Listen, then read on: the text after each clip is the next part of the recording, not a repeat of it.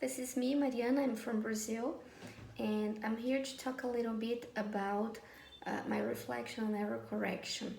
Well, the question number one is how I usually correct errors, if I use explicit feedback or recast, and why.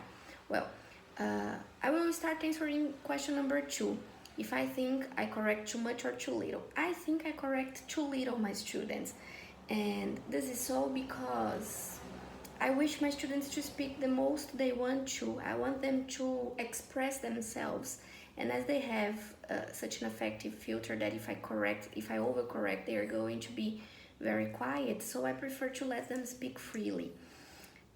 So how do I usually correct them? I usually use recasts. And I do that because I think that they are going to listen to everything they want to say, but inside the patterns, using the correct way of grammar and using the language. So this is my favorite kind of correcting errors, recasting. How do you treat errors in language versus errors in content? So recast is what I do to correct errors in language and in content.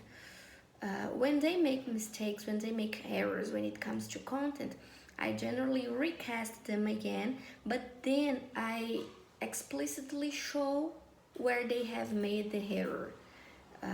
This is something that I prefer to do in content than in language. If I could understand what he's telling me, if I could understand what he's speaking to me, even if it's wrong, I'm not going to correct directly. I'm going to recast.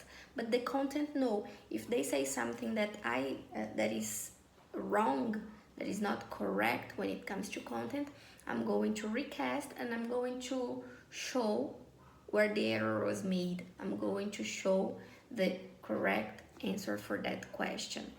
So if there's something I would like to change about my way of correcting my students, and how would I make that change? Maybe I would change something that I do. I would like to change, I would like to correct them a little bit more than I do, because I think they would benefit from that. And I will start by trying to using more correcting explicitly to see if it works. Yeah, but not so very much, because I'm afraid they're going to be afraid of making mistakes, as they are not very proficient in the language. If I overcorrect, they're going to be very quiet in class, and this is not what I want. So thank you very much again, Mariana from Brazil.